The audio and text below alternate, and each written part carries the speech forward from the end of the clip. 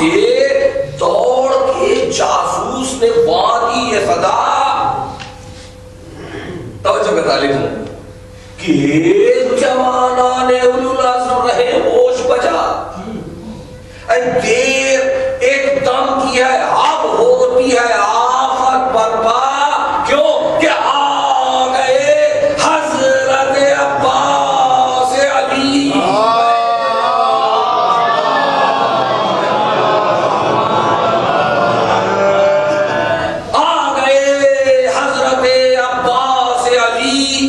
پہلے بغا ارے وقت یہ جان لڑانے کا ہے ہوشیار رہو مشق بھی ساتھ دریا سے خبردار رہو تو یہ خبر سنتے ہی گھبرا گئے لشکر کے جوان یہ خبر سنتے ہی گھبرا گئے لشکر کے جوان انگلیاں اٹھنے لگی سب ہوئے باہم نگران کوئی کہتا تھا کہ وہ ہے تدقے گرد آیا کوئی کہتا تھا وہ دیکھو نظر آتا ہے نشان وہ پھریرا ہے بلندی پر جو لہراتا ہے اور پنجہ بجلی سہارے بار جاتا ہے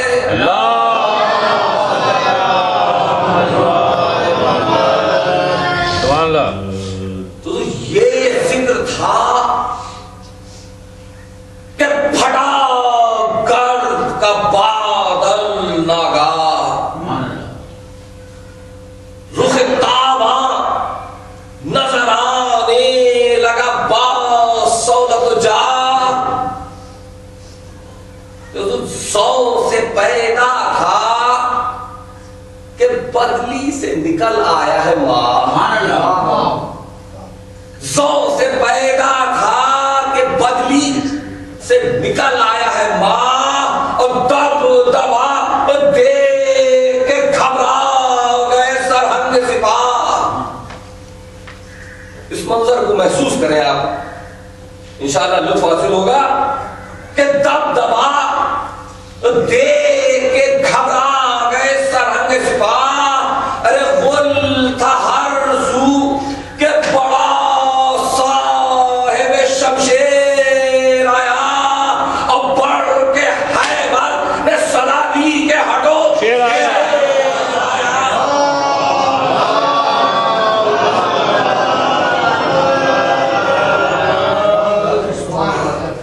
بڑھ کے حیبت نے صدا دی کہ ہٹو شیر آیا اے نارا زن شیر ہوا آنے کے بعد آپ ایک رجز ارشاد فرمائی ہے رجز کے بند میں نے چھوڑ دیے ہیں لیکن ایک بند بس کہ آنے کے بعد اپنا تعلق اور تاریخ میں ہے رقم بڑی ایسی رجز ہے کہ جو پڑھنے سے تعلق رکھتی ہے اور تعارف کرایا اور پھر ایک بار آمادہ کیا ہے کہ اب بھی ہوش میں آ جاؤ اور پہچان لو کہ یہ کون ہے جس سے تم جنگ کر رہے ہو یہ نبی کا نواسہ ہے اس کی عظمتوں کو پہچانو اور اب سے راہ راست پر آ جاؤ حق پر آ جاؤ اور بہت فصیح و بلیغ خطبہ ہے جو آپ نے ارشاد فرمایا ہے لیکن شاعر نے ایک چھوٹا سا حصہ بس آپ کی خدمت میں پیش کر رہا ہوں پورا خطبہ میں نے چھوڑ دیا ہے کہ نارسن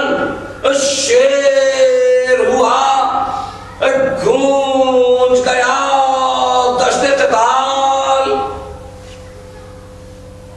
چار سو تکنے لگے کان کھڑے کر کے غزار کیا کیفیت ہے دہشت کا عالم کیا ہے فرق حیبت سے کھڑے ہو گئے ہر جسم کے بال جب انسان بہت گھبرا جاتا ہے تو کیا کیا ہوتا ہے کہ چار سو تکنے لگے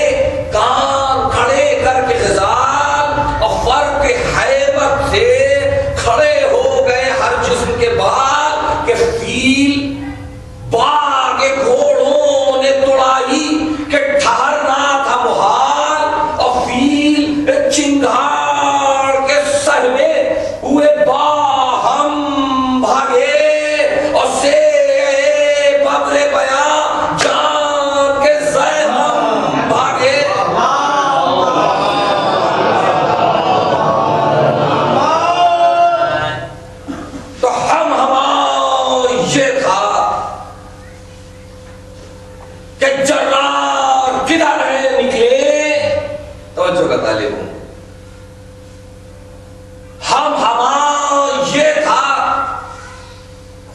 جرار کدھر نکلے دشمن سید ابرار، کدھر نکلے کئی ملکوں کے نمودار، کدھر نکلے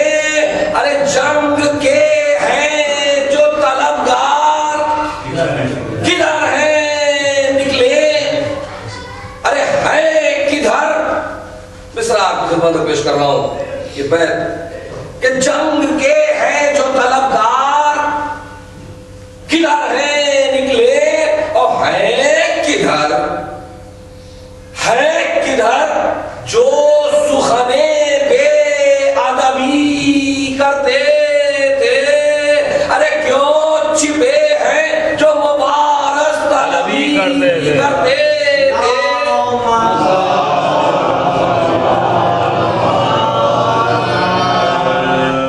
کیوں چھپے ہیں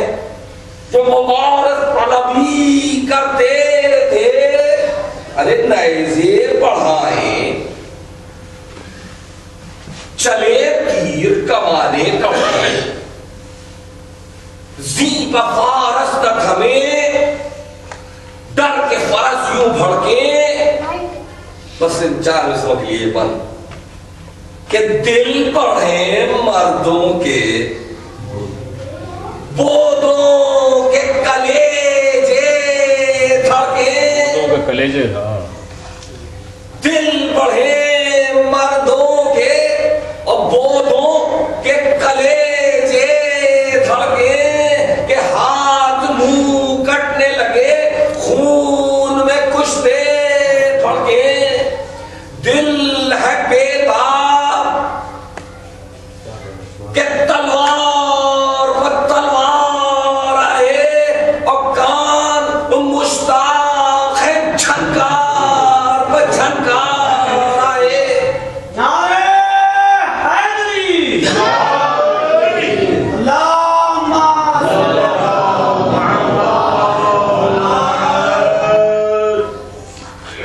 اس غازی کی رجز ہے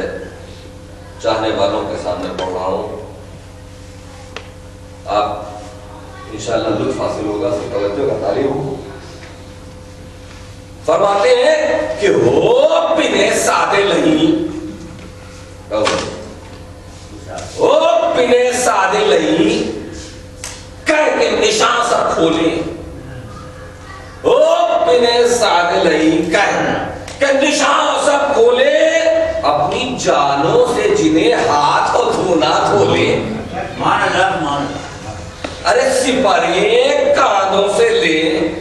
ہاتھوں میں تیغے تولے اور باجے بجنے لگے کڑکے صفوں میں بولے کہ جنبش فوج کا غوغا سر میدان اٹھے اور رن میں آوے دم شمشیر کا طوفان اٹھے.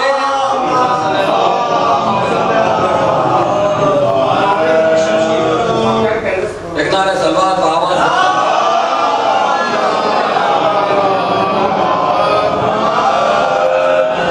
رن میں آوے دم شمشیر کا طوفان اٹھے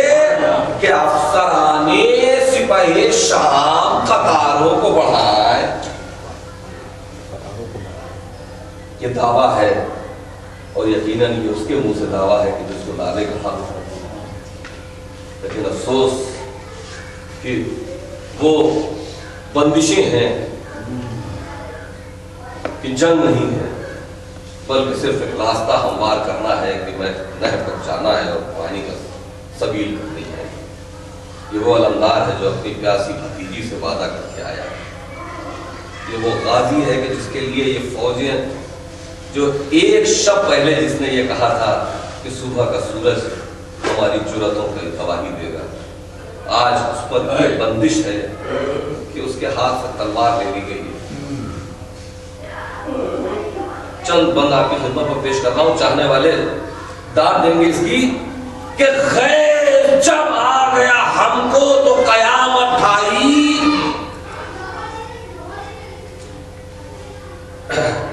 ایک نسبند اور اس سلسلے کا ہے چھوڑ دیا تھا بہرحال کہ افسران دعویٰ کر رہے ہیں کہ افسران سپہ شام قطاروں کو بڑھائے. سبحان اللہ. کہ اب تو میں آ گیا ہوں میدان میں, ارے آؤ, صبح سے دعوے سن رہا ہوں کہ افسران سپہ شام قطاروں کو بڑھائیں, کہ عدل پر ہم بھی تلیں, ظلم شعاروں کو بڑھائیں. جھج کے بڑھنے میں جو پیدل تو سواروں کو بڑھائیں, اور سینکڑوں گر نہ ہو کافی تو ہزاروں کو بڑھائیں. اے خود بخود یا طرف فوج قدم بڑھتے ہیں, اور ان کو بڑھنے میں تعامل ہو بڑھتے ہیں.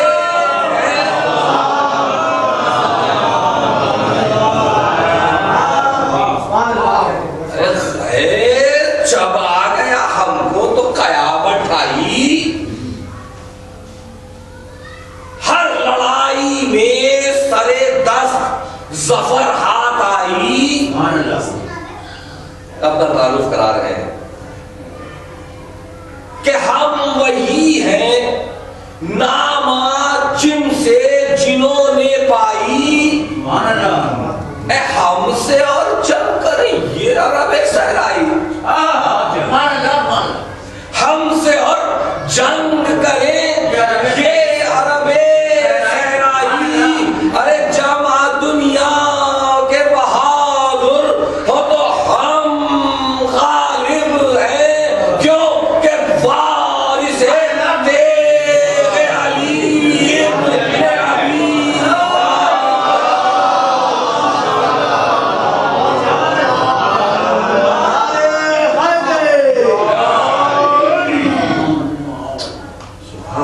جمع دنیا کے بہادر ہو تو ہم غالب ہیں, ارے وارث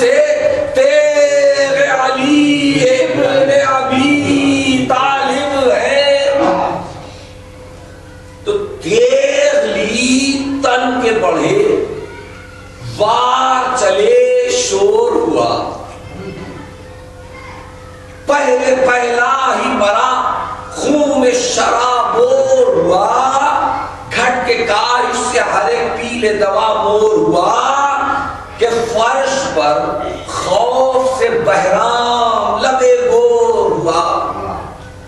عکس شمشیر, بس اس بیت کے لیے بہت پڑھا تھا کہ عکس شمشیر, عکس شمشیر ایک چمک ہے صرف, کہ عکس شمشیر جو کے چمک جانے لگا, ارے منہ پا خورشید سپر رو کے کھلانے لگا, کہ سامنے فوج کی بدلی جو دھواں دھار آئی, صورت بر فقط چوکوں کے تلوار آئی, صورت بر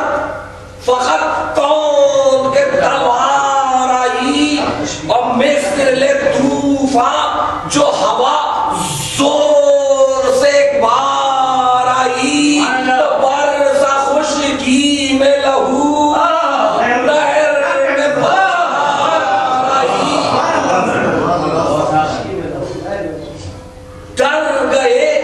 دیکھ کے سب مردوں میں آبی پانی, اور نظر آنے لگا دادو گلابی پانی.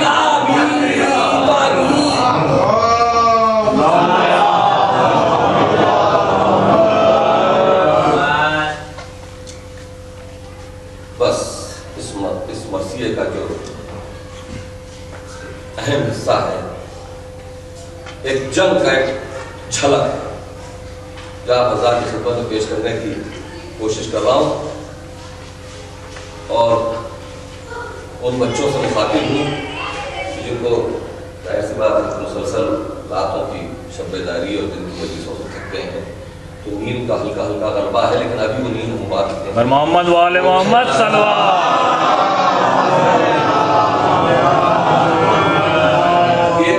ایک بہادر تھا کہ جس کا نام ارزب، اور یہ اس فوج سے جب پوری فوج بہت آسان زبان میں کہتے ہیں کہ جنگ سے پریشان ہو گئی، کوئی قابو نہیں کر پا رہا تھا، اور کوشش کی تصور، میں اس لیے یہ بات عرض کر رہا ہوں تاکہ میری طرف توجہ ہو جاؤ، میں کچھ کہنا چاہ رہا ہوں کہ یہ جنگ نہیں تھی، آپ راستہ ہموار کر رہے ہیں نہر تک جانے کا، تو مسلسل یہ کوشش تھی کہ راستے میں اس طرح سے رکاوٹیں حائل کر دی جائیں کہ کسی طرح نہر تک پہنچنے نہ پائیں،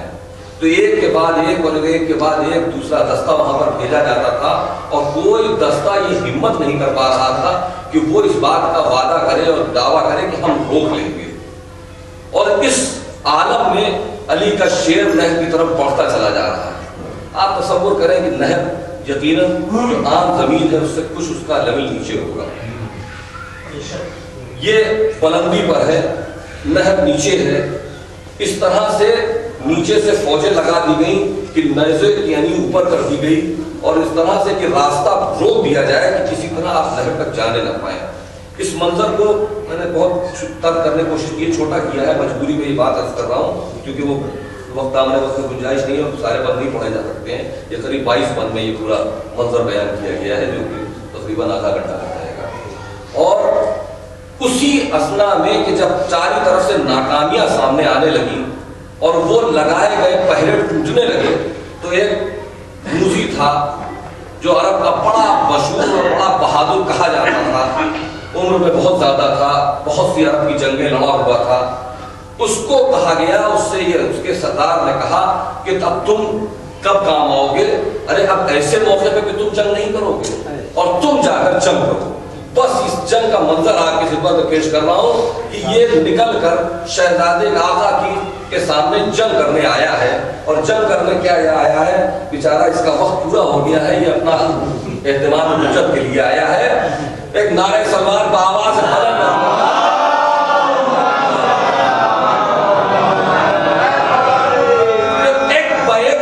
فوج سے ایک بانی بدعت نکلا، رجوع ہے اس موقع کو نزاکت کہ ایک فوج سے ایک بانی بدعت نکلا، ارے نام کرنے کو دکھانے کو شجاعت نکلا، نام کرنے کو دکھانے کو شجاعت نکلا، بتخیل بتکبر بخشونت نکلا، اور جھوم کر پیل دوا دیو کی صورت نکلا، تو دیکھ کر زور پہاڑوں کے گھٹے جاتے تھے، اور چھوڑ کر راہ درندے بھی ہٹے جاتے تھے۔ اس ملعون کا یہ سراپا، اتنا بڑا آدمی ہے، اتنا بڑا جسم ہے، تو یقیناً اس کا لباس بھی اسی طرح کا ہوگا، اور پھر جب فوجی اسلحے سے لیس ہے تو کیا شکل لگ رہی ہوگی۔ آپ پھر تصور کریں کہ گھوڑے پہ ایک انسان ہے یا کچھ عجب قسم کی مخلوق ہے جو چلی آ رہی ہے، کہ گنبدے کھود لگائے ہوئے ہے، اس کی شکل گنبد جیسی ہوتی ہے، کہ گنبدے مرقد زحاق خود سنگی، گنبدے مرقد زحاق کا خود سنگی، سر بسر جس سے آیا ہوتی تھی ایک سرہنگی، اے حضور تن پر لادے ہوئے آلات سراسر جنگی، اور قبر بھی اس کو دکھا دی زراعتی تنگی، کہ داستانوں سے جو وہ دست قوی باہر تھے، اے حضور سر نکالے ہوئے بس غار سے 2 اجدر تھے، تو وہ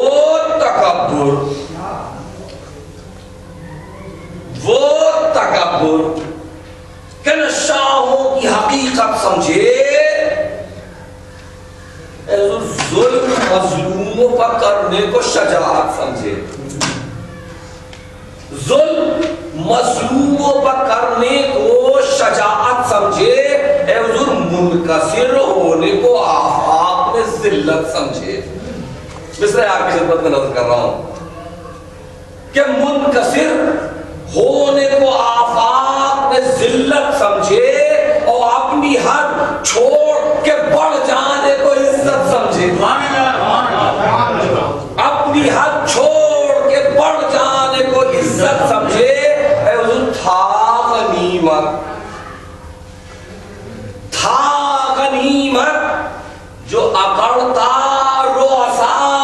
کے آگے، ارے سر کو بھولے سے جھکایا نہ خدا کے آگے، سر کو بھولے سے جھکایا نہ خدا کے آگے، تو رن میں آتے ہی کیا تن کے بنخوت یہ کلام، وہ اس کا یہ دعویٰ اور آقا کا جواب اور آپ کی رحمت تمام کہ رن میں آتے ہی کیا تن کے بنخوت یہ کلام کہ مجھ سے شہزور